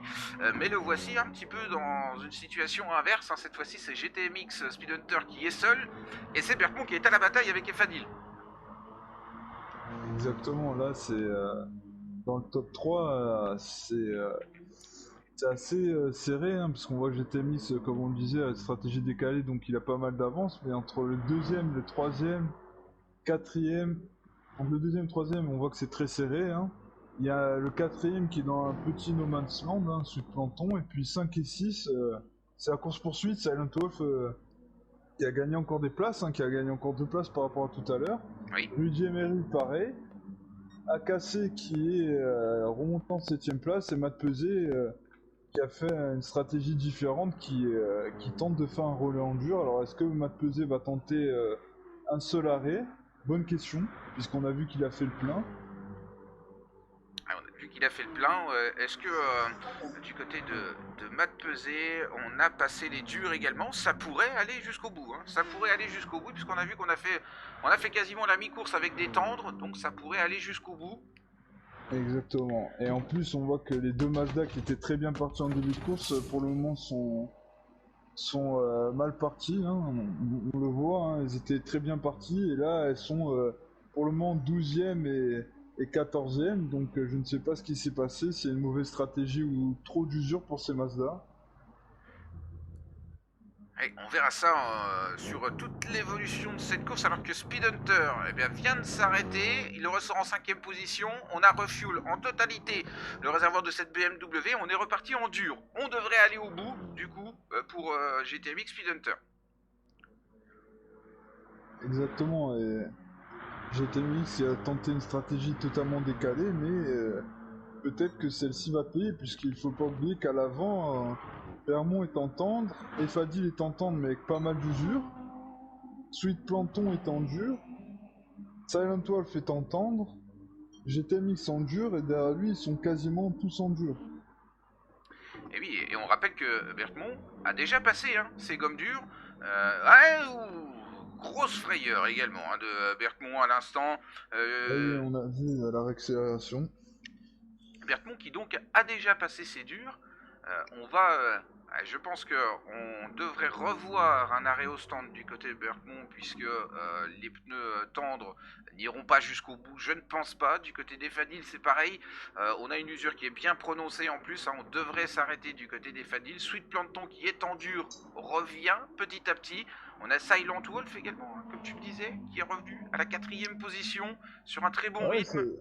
Exactement, Silent Wolf qui est un peu la surprise du jour dans cette finale, hein. On le connaît, un habitué de nos courses, mais lui qui était parti dans le peloton de fin, qui a fait son petit bonhomme de chemin et qui remonte petit à petit sur le groupe qui est devant lui. Allez, Speed Hunter, toujours en dur. Matt Pesé est en dur également. On a Thilo à la 7ème position. AKC qui n'est pas loin, hein, 8 dixièmes de pénalité. Il est à 1 seconde simplement de Thilo. Adama et son Alfa Romeo 4C qui était parti en dur est à la 9e position. Y480 Viper ressorti des stands après malheureusement sa grosse sortie à la sortie du virage Pouhon est en 11e position. La 12e position pour l'autre Mazda, celle de Ya. On est en dur également du côté de Ya. Rudy Emeru est en 13e position. Il va revenir assez rapidement avec la différence de pneumatique entre Ya et Rudy. Freinage un petit peu tardif également. On n'est encore pas passé loin d'un contact entre les deux pilotes. Jonathan Silver qui lui ferme la marche en 14e position, qui vient un petit peu de manger cette dernière chicane du circuit de Spa-Francorchamps, qui va reprendre la 14e position. Et voilà, la pénalité qui tombe, 5 dixièmes de pénalité du côté de Jonathan Silver. Et Y480 qui vient de faire son pit stop pour passer les durs à l'instant. Ah non, il passe en médium. Il était en dur et sens de stratégie, il passe en médium. Ouais, peut-être, on a vu que les pneumatiques tendres tenaient 3-4 tours. Après, ça commençait à être un petit peu compliqué. C'est peut-être la bonne solution. C'est peut-être la bonne solution pour grappiller une ou deux positions en fin de course. Totalement, et on voit que GTMX gère bien son fuel, gère bien ses pneus, et devant, à mon avis, ça va s'arrêter, hein, puisque Bermond, on peut le voir, Bermond et Fadil ont une conso plutôt élevée, suite Planton de même. Ah oui, effectivement. Alors peut-être que du coup, Bergmont va peut-être pousser encore un petit peu plus son relais, puisque l'usure des pneumatiques commence à être prononcée, mais on a peut-être encore un tour ou deux de battement. En revanche, du côté des Fadil, on va devoir s'arrêter, hein, puisque là, l'usure est quand même bien prononcée. On se rapproche approximativement des 50% d'usure, et là, les pneumatiques tendres ne sont plus vraiment performants. Et c'est Alan Toff aussi, hein, qui est troisième, et lui aussi a plutôt une bonne gestion du carburant, mais au niveau de la usure des pneus, ça commence à taper dedans. Hein.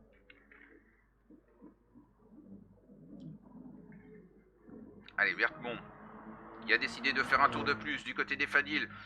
Allez, on l'avait pressenti, hein, il s'arrête. Le pilote de la Mercedes. Suite Planton également qui s'arrête, qui va se débarrasser de ses gommes dures. On l'avait vu, Suite Planton qui était en difficulté avec ses gommes dures. On aura effectué le contrat de toute façon. Hein, on aura passé ces gommes dures. On aura fait très peu de tours, certes, mais on était vraiment en difficulté. On va repasser certainement sur des gommes beaucoup plus tendres. Et on est ressorti en médium du côté de Suite Planton. Totalement, hein, et on va voir, peut-être que les médiums sont le bon compromis pour aller au bout de la course sans perdre trop de performance niveau capital pneumatique. Allez, ça va se jouer vraiment à la stratégie, aux arrêts au stand. Silent Wolf qui lui continue, mais voilà, il va devoir s'arrêter également. Bergmont gère très bien ses pneumatiques. Hein. Il gère très bien ses pneumatiques. Régulier en 2.18 sur ses deux derniers tours. On commence à avoir peut-être un ressenti un petit peu plus compliqué au niveau du grip pour Bergmont, mais voilà, on va rentrer dans le 12e tour. À la fin de ce tour, on va peut-être avoir un relais de nouveau en tendre du côté de Bergmont.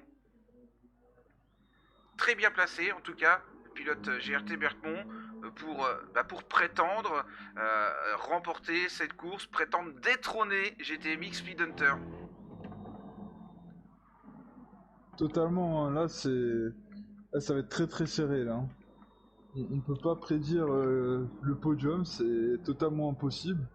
Et GTMX qui se fait une frayeur là. Hein, ouais, grosse qui a frayeur. commencé à perdre l'arrière. Hein. Et cette BMW en plus, qui est déjà très lourde, en plus de ça, avec le surpoids du réservoir, quasi la totalité du réservoir dans cette BMW. En plus de ça, on a ces gommes dures qui ne procure pas la totalité du grip nécessaire. On est un petit peu plus en difficulté, notamment en sortie de virage, au passage des vibreurs. Ça glisse énormément du côté de Speed Hunter, malgré que on a ce gap qui reste assez stable entre Speed Hunter et Berkmont. 17 secondes 4 entre les deux pilotes. Berkmont qui a décidé de refaire un tour de plus, malgré qu'on a déjà perdu 1 seconde sur son dernier tour. C'est ça, et le pari le plus fou, est-ce que ce serait pas Silent Wolf qui est beaucoup mieux en carburant que Berkmont, qui a à peu près 50% d'usure des pneus, mais ça serait très risqué, je trouve, de faire 4 tours avec des pneus qui sont partis pour être finis très bientôt. Je ne sais pas si c'est la bonne solution, puisque Ouais. derrière lui, GTMX n'a pas d'usure, très bonne gestion du carburant, Matt Pesé qui a une très faible usure mais qui a consommé un peu plus, et derrière Matt Pesé, bon, Adamas qui est en tendre avec une plus grosse consommation qui va s'arrêter bientôt. Hein. Ouais, effectivement, Adama qui va devoir s'arrêter. On se rapproche petit à petit de la fin de cette course. Les stratégies, on va voir justement sur les derniers arrêts au stand, on va voir les pilotes se regrouper, des batailles de nouveau apparaître sur cette finale de la MFT Cup 2020. Et les stratégies, on va voir quelle est la meilleure stratégie, quelle stratégie va ressortir puisqu'on a vraiment eu des stratégies assez différentes de la part de tous les pilotes. Certains sont partis en dur, d'autres sont partis en tendre, d'autres se sont arrêtés rapidement, d'autres ont poussé vraiment très longtemps leur relais en tendre. On va voir quelle était la meilleure stratégie à employer sur cette finale. Pour le moment, eh bien, ça se passe correctement du côté de Berkmont qui va devoir s'arrêter à la fin de ce tour, puisqu'on le voit, la réserve est allumée, ça clignote, on ne pourra pas faire un tour de plus. On va rentrer dans le 13e tour, et je pense qu'on va finir ce relais en tendre du côté de Berkmont. Et à l'arrière du peloton, il y a une bataille pour la 8ème place entre Efadil sur la Mercedes et Rudy MRU. Efadil qui est en pneu dur avec un réservoir plutôt rempli, et Rudy MRU qui lui est en tendre avec des pneus usés et seulement une moitié de réservoir, donc ça promet du combat. Et puis à l'arrière, on a Jonathan Silver qui donne tout. Ouh là là, en même temps, Ia qui vient de partir, il a perdu le contrôle de son auto et il vient de perdre une place. Il est 12e, il est 13e à l'instant. Il a fait un tête à queue juste devant Jonathan Silver et Y481 et il vient de perdre des places. Il est sorti un petit peu trop large sur la bande verte, on vient de revoir ça au ralenti. Grosse frayeur et les pneus durs en plus, on le sait, il y a beaucoup moins de grip. En plus de ça, quand on sort sur cette bande verte, c'est assez compliqué. On va retourner sur l'avant de la course, puisque GTMX Speed Hunter étant dur, Berkmont a effectué son dernier arrêt au stand. On a refuel la moitié du réservoir, on a rechaussé de nouveaux pneumatiques tendres. On l'avait dit, c'est à suivre entre ces deux pilotes. Ouais, c'est totalement serré. Même niveau de carburant pour les deux pilotes, mais un en dur, un en tendre. Qui aura le dernier mot? Et juste derrière, il y a Matt Pesé qui est en dur lui aussi, qui est niveau fuel, qui paraît être sur la limite, et en plus il se fait poursuivre par Silent Wolf, mais ils sont plutôt proches en termes de carburant, donc ça va être une question de gestion de carburant, je pense. Et Silent Wolf qui vient de ressortir des stands. On a des pneumatiques durs, mais on a des pneumatiques durs complètement neufs par rapport à Matt Pesé. Exactement. Et on a vu un Viper également qui revient à la 5e position avec des pneus bien usés. On va peut-être tenter d'aller jusqu'au bout pour Viper. Sweet Planton également revient à la 6e position avec ses pneus médiums. Allez, on est sous la seconde d'écart entre GTMX Speed Hunter et Berkmont. Et pareil pour la 3ème place, Silent Wolf qui est revenu sur Matt Pesé. Matt Pesé, je ne sais pas s'il commence à avoir encore à nouveau des problèmes de pédalier ou c'est plutôt qu'il essaie de conserver sa 3ème place sans faire un arrêt en plus. C'est peut-être ça qui fait qu'il a ralenti le rythme et du coup Silent Wolf est collé dans son pare-choc. Et puis l'usure des pneumatiques joue énormément. On voit c'est un petit peu plus compliqué du côté de Matt Pesé de garder la bonne trajectoire avec l'usure des pneumatiques, avec le fait que ce soit des gommes dures. C'est une bataille à suivre également entre ces deux pilotes. Ça vient de rentrer au stand du côté de Viper. Et GTMX et GRT Bermond qui continuent à se bagarrer en tête, c'est incroyable. 4 dixièmes entre ces pilotes et ne lâchent rien. Ils sont dans la même consommation de carburant, seule la spécificité des pneus change et GTMX qui lui pourtant a des pneus durs qui commencent à être usés, qui résistent tant bien que mal à GRT Bermond avec ses tendres. Hein. Oui, effectivement, on le voit ici, hein, prendre une trajectoire totalement à l'intérieur pour aller protéger l'intérieur de ce virage. Est-ce que Bertrand va pouvoir tenter le dépassement à l'extérieur? C'est magnifique ce dépassement. Les gommes tendres qui ont fait le travail pour le moment pour Bertrand qui reprend la première position devant Speed Hunter. On l'a peut-être ici, notre pilote qui va détrôner le tenant du titre GTMX Speed Hunter. Et maintenant, je pense que Bermond doit ressentir la pression sur ses épaules, la pression de GTMX qui essaie de récupérer son bien et Bermond veut être le premier à le détrôner. Hein. On sait qu'il y a une grande amitié entre ces deux sim racers, mais aussi une grande rivalité et il veut être le premier à réussir à le détrôner. Et oui, Et oui. en attendant, on voit que Matt Pesé a perdu sa 3ème place, Silent Wolf l'a dépassé, Suite Planton aussi. Est-ce que Matt Pesé va continuer comme ça ou faire un arrêt? Bonne question. Ouais, bonne question, surtout que au niveau du carburant, oui, ça devrait aller jusqu'au bout. On va revenir hein, sur Bergmont, hein, qui a déjà une seconde 6 d'avance. Hein. C'était déjà assez compliqué de tenir justement Bergmont derrière Speed Hunter avec des pneus durs. Alors la pression ici du côté de Bergmont s'amoindrit peut-être un petit peu, mais on a toujours cette pression de attention à ne pas faire d'erreur. Hein.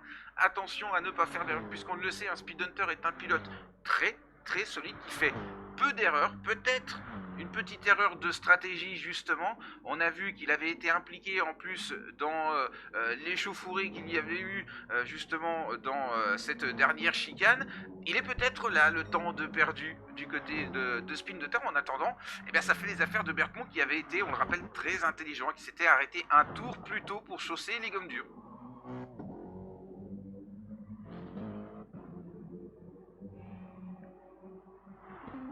Totalement, et là on voit que GRT Bermond commence à creuser l'écart, hein. 2 secondes 3 sur GTMX.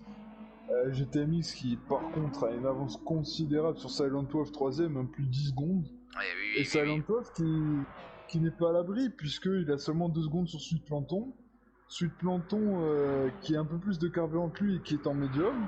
Avec une usure un petit peu plus prononcée tout de même hein, du côté de Suite Planton. Exactement, peut-être qu'il va tenter de reproduire la stratégie de Bermond et ravir la 3ème place et Matt Pesé qui est 5ème et qui est sur le fil puisqu'il a pas mal d'usure de pneus et niveau consommation des limites et vient de perdre une place. Hein.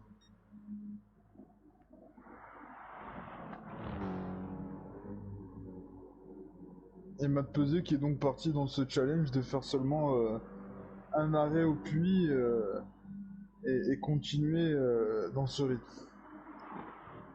Et de toute façon, hein, on ne s'arrêtera plus. Hein, 15e tour, avant-dernier tour de cette finale. On ne s'arrêtera plus. Il faut tenir jusqu'au bout maintenant du côté de Matt Pesé. Est-ce qu'on aura assez de carburant? Je pense, oui. Malgré que ça risque d'être limite hein, tout de même. Ouais, on est vraiment sur la sellette là. Hein.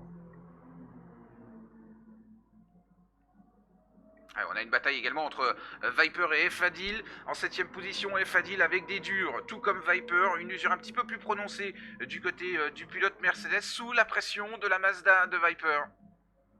Et oui, en plus, comme tu le dis, il est sous la pression de la Mazda et avec une pénalité et Viper 414 qui va tout tenter pour le passer. Hein. C'est très serré, mais il a réussi à passer. Ah, et c'est passé, hein, c'est passé. Et Adamas qui fait des appels de phare, hein, qui veut lui aussi gagner une place et qui n'hésite pas, tel un vrai pilote, à bombarder son concurrent d'appels de phare.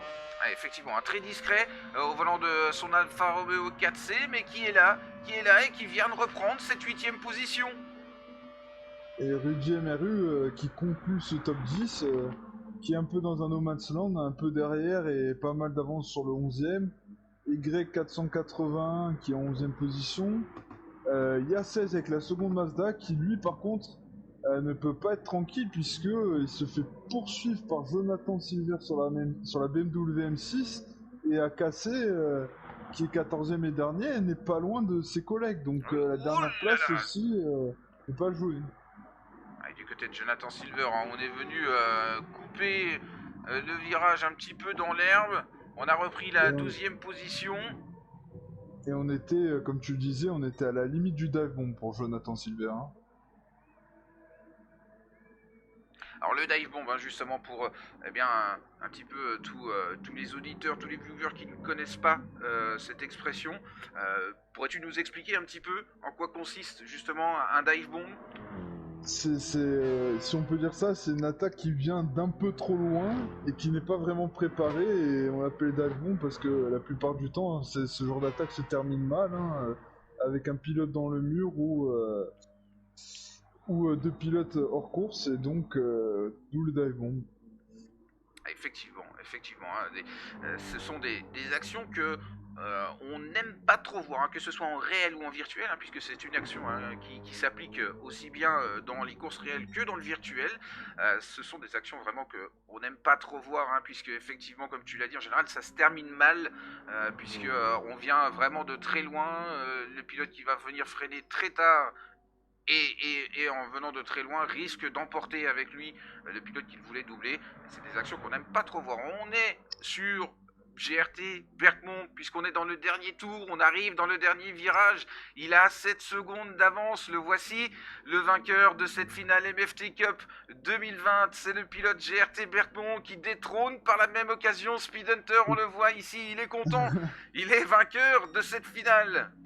Il a détrôné son plus grand rival sur cette dernière, et avec Maestria, hein, franchement là, il nous a fait un coup de stratégie comme quoi, comme on l'avait dit, aujourd'hui c'était pas le pilote le plus rapide, mais le pilote le plus constant et qui a la meilleure stratégie qui allait Effectivement. l'emporter. Effectivement, effectivement. C'est GTMX Speedhunter qui finit tout de même à la seconde position, la troisième position du côté Oh de là Silent là. Wolf. Thilo, Et euh, là, regardez-moi ça. Sur la ligne, ça va être très serré. Sur la ligne, Matt Pesé qui tombe en panne sur la ligne oh et qui là perd là là deux là, oui, positions. Matt Pesé qui va perdre 2 positions, 8e position, c'est Viper qui prend la 6e position devant Adama. Adama qui n'était pas loin puisque Adama il était en tendre également. Il était en tendre contrairement à Viper qui était en dur.